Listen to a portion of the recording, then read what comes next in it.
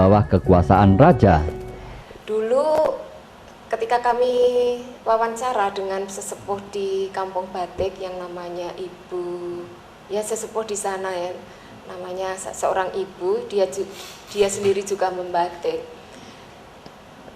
Katanya, Mas, perajin-perajin batik di Kota Semarang itu independen, bebas.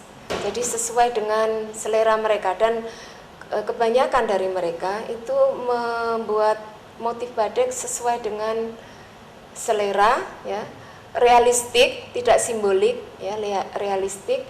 Kemudian juga lebih menonjolkan motif-motif fauna daripada flora. Meskipun flora ya ada, tapi sebagai background.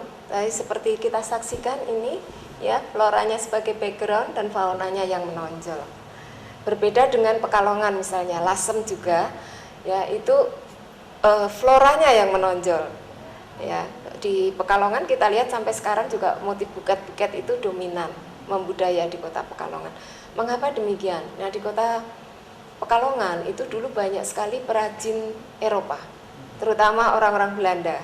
Nah, orang Eropa itu memang mengekspresikan segala sesuatu yang bersifat memberi atensi atau kasih sayang, itu say love with flower. Jadi itu terekspresikan juga dalam motif-motif batik, ya. Nah, kalau orang Semarang itu lebih independen, lebih nyata, ya, lebih realistik, lebih bebas mengekspresikan kreasi, ya. Sehingga juga karena terpengaruh oleh unsur-unsur budaya Cina, ya, seperti ada merak, pohon bambu, dan juga unsur-unsur Jawanya juga ada, asem, ya, itu dipakai background. Kemudian bunga worawari itu juga dipakai background karena hanya diambil dari karakter unsur-unsur itu sendiri. Seperti bunga worawari itu juga banyak manfaatnya, ya, selain sebagai apotek hidup, tanaman obat, cantik, mudah ditanam, ya, bisa ditanam tanpa disiram, hidup subur, ya. Ya, itu diambil saja sebagai motif. Kemudian burung merak pun juga selain dipakai oleh orang-orang Tionghoa sendiri, orang Jawa juga suka. Terbukti keluarga Tasripin itu punya banyak sekali motif yang mengambil dari motif merak itu, karena burung merak juga mempunyai makna yang sangat bagus untuk kehidupan sebagai pelindung keturunan, juga keanggunan, kewibawaan, kecantikan, ya, seperti itu. Batik Semarang adalah varian dari batik pesisiran yang sebenarnya bukan pemain baru dalam dunia seni batik. Batik Semarang pernah berjaya pada abad ke-18 hingga abad ke-19 karena waktu itu batik Semarang dipakai oleh semua kalangan, baik dari kelas bawah, menengah maupun atas. Motif masa itu yang dikuak pada tahun 1980-an, terutama didominasi motif tetumbuhan atau semen yang berasal dari kata semi atau tumbuh dalam bentuk sarung kepala pasung. Melihat motif-motif yang ada, terlihat sekali pengaruh Belanda, karena banyak juga yang menyebut batik-batik Semarang sebagai batik kolonial. Namun sebelum itu, awal produksi batik kebanyakan didominasi keturunan Tionghoa, dengan batiknya bercirikan warna merah, berhiaskan bunga-bunga teratai ataupun bunga merak. Burung merak ini sebagai pengganti burung hong atau punik yang menjadi simbol keberuntungan dan keabadian bagi masyarakat Cina. Tetapi kemudian tidak seorang pun tahu kenapa gaya batik seperti ini tiba-tiba hilang.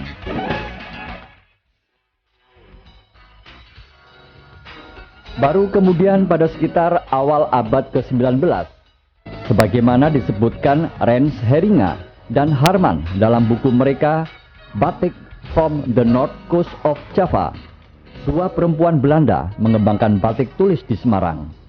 Mereka adalah Nyonya von Oosterom dan Carolina Josephine von Franquemont.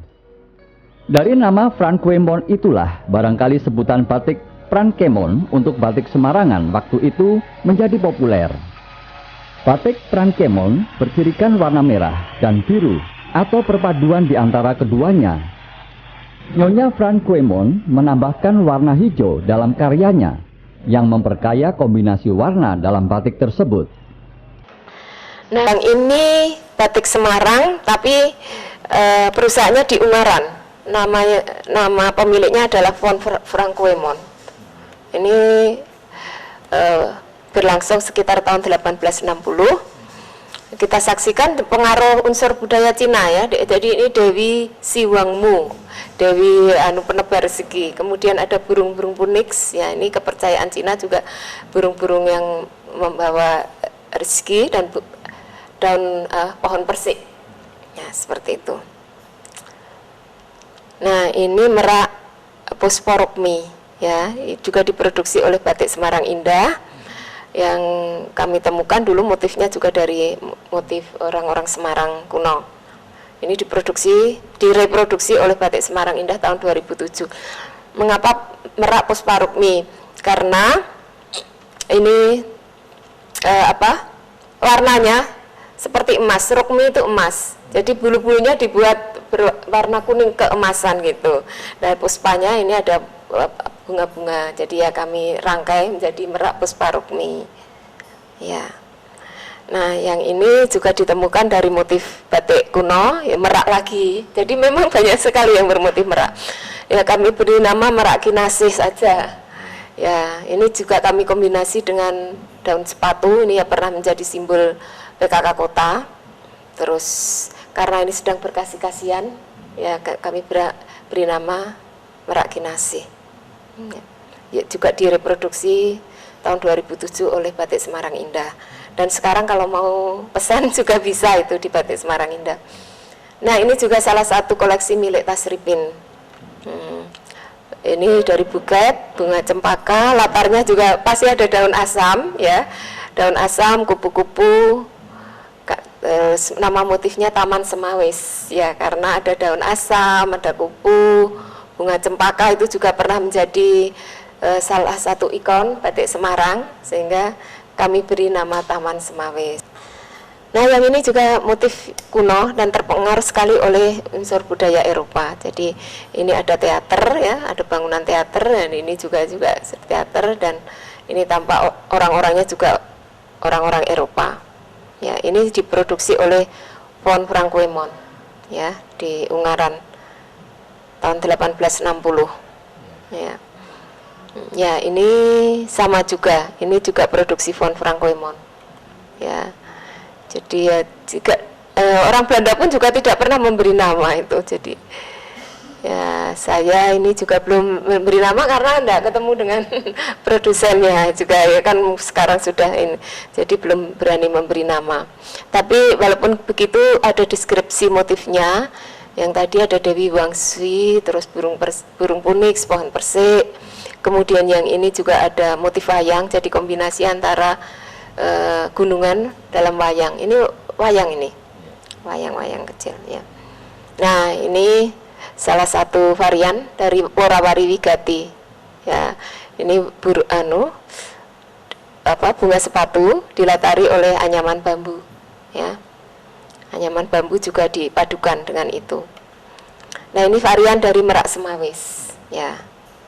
Ada bukit-bukit ya, burung merak, kemudian daun asam juga. Nah, ini yang saya pakai ya. Ini namanya bagus, Samudra Amangkunegari. Jadi ini menggambarkan bahwa kota Semarang itu dipangku oleh laut ya, oleh samudra.